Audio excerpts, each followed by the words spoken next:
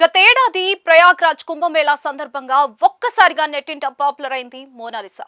ఆమె సహజ సౌందర్యం, నీలి కళ్ళు అందరి దృష్టిని ఆకర్షించాయి. దీంతో ఆమె పేరు సోషల్ మీడియాలో మారుమోగిపోయింది. దీంతో ఆమెకు అవకాశాలు క్యూ కట్టాయి. అయితే ఒక్క సినిమా కూడా విడుదల కాకుండానే ఆమె జీవితం వార్తల్లో నిలిచింది. తన ప్రియుడు ఫర్మాన్ ఖాన్ కోసం కుటుంబాన్ని ఎదిరించి మరీ కేరళ పోలీస్ స్టేషన్ మెట్లెక్కింది.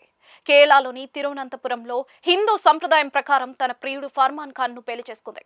అయితే మోనాలిసా వివాహంపై director Sanoj Mishra love jihad అంటూ ఆరోపణలు చేశారు.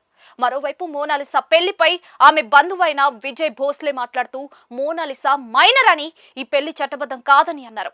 అయితే తమ వివాహం గురించి వస్తున్న ఆరోపణలపై మోనాలిసా దంపతులు మాట్లాడుతూ తాము చట్టబద్ధంగానే వివాహం చేసుకున్నామని, ఎవరి మతాలను వాళ్ళు అనుసరిస్తామని అన్నారు.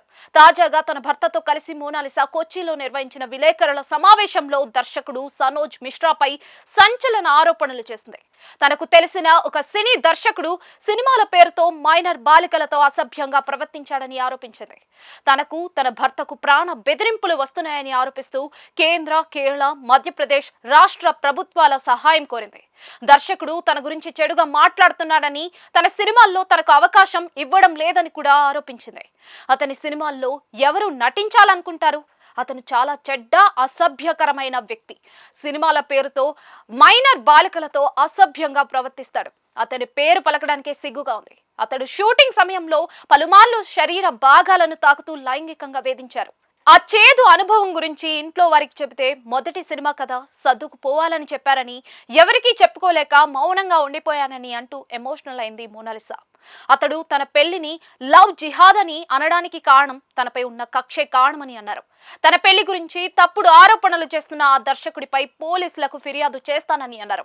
మాకు గుడిలో హిందూ సంప్రదాయాల ప్రకారం పెళ్లి జరిగింది. ఆ విషయం దేశంలో అందరికీ తెలుసు.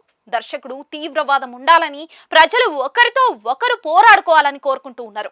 ఆయన మా పెళ్లిని లవ్ జిహాద్ అని పిలుస్తూ ఉన్నారు. నేను అన్ని మతాలను గౌరవిస్తానని తెలిపింది మోనాలిసా.